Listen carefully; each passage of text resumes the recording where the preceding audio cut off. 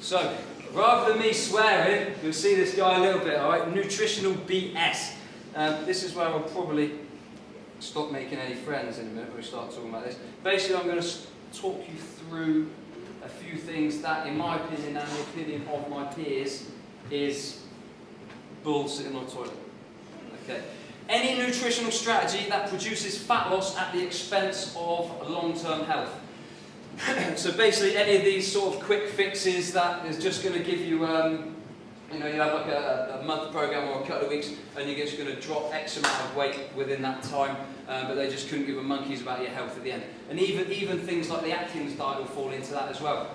Basically, the deal with that is where you're not going to be having any carbohydrates or next to no carbohydrates, you actually end up damaging your metabolism if you're on that for long enough, often with sort of long-lasting effects. Regardless of what you might have heard in the past, you need carbohydrates, you need fat, and you need protein. And a lot of these diets just really don't give you what you need in terms of all that. Okay. Any practice that encourages the consumption of nutrient-poor, calorie-rich foods. This is pretty much any sort of diet plan or slim club or anything like that that has all their own microwave meals or something like that. So if you're, there's a pile of things on the internet you'll buy like 28 days worth of meals or something. If something comes to your door in a packet, in like a microwavable little plastic thing, it's not good for you. Okay? It really isn't good for you. If you're going to Iceland or Tesco's or whatever, and you're buying a microwavable meal because it's only 4.5 points, it doesn't make it good for you. It really doesn't. It's all about what goes into the food as opposed to the actual sort of points and calories and that sort of stuff. Okay. This little ingredients thing, probably can't see it too well there, is, what did I take that off the back of? I think that one's come off the back of off like a pudding. Yeah, that's come off the back of like a little chocolate pudding thing, which was X amount of points or something. Does anyone know what half the stuff on there is?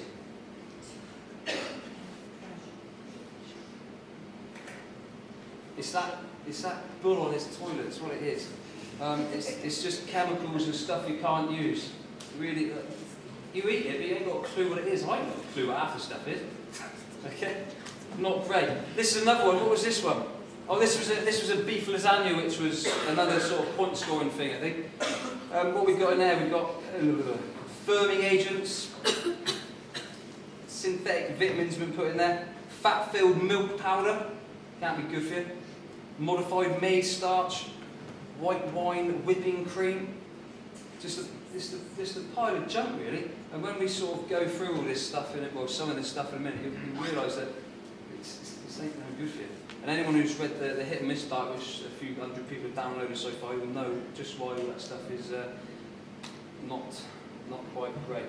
What was this one? I think this was a cereal bar or something, like a brunch bar or something. So we've got a pile of E numbers in there, as well as God knows what else. But you get the idea.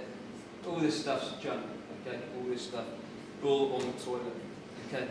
Anything that focuses on total energy consumed as opposed to the quality of the nutrients that you're eating.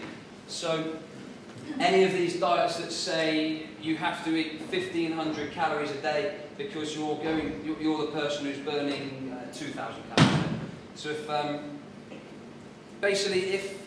I'm eating 1,500 calories worth of broccoli, and my girlfriend over there is eating 1,500 calories of Milky Way Magic Stars, how in God's name is that possibly the same? That instantly answers that question, that strategy there, and just rubbishes it straight away. It's not all about calories in versus calories out, it's about the quality of the nutrients. If you're eating a healthy, well-balanced diet, full of just fresh food pretty much, plenty of water, then there's pretty much no way that you're going to overeat. Okay? Really, calories really do not matter too much. As I said, we'll go through that in a minute. Okay. This one I don't really need to talk about too much, so I'm guessing most people think it's rubbish anyway.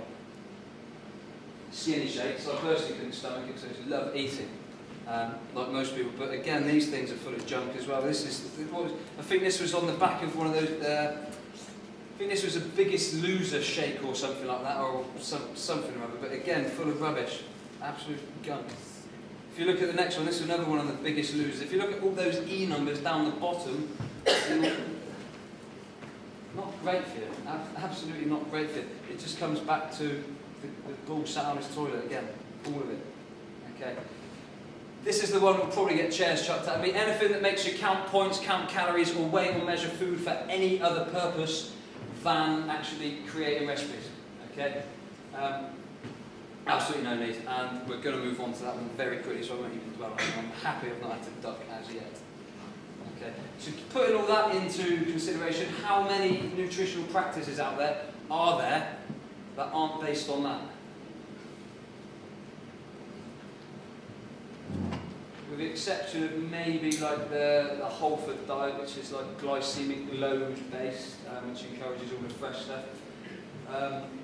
Glycemic indexing can be used as well as a relatively decent example. There's really not that much out there that actually isn't based on all that stuff that we just talked about. Okay, I'll answer it there.